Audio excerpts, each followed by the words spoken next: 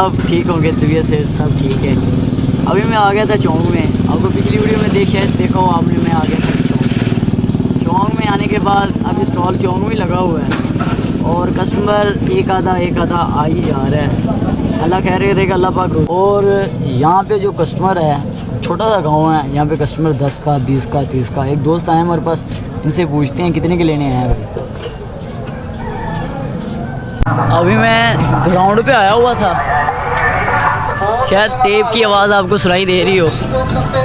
और कुछ राउंड ठीक नहीं था, कोई मसला नहीं है, अल्लाह पाक जो मेरे नसीब में रिज़्क लिखा होगा मुझे ज़रूर देगा।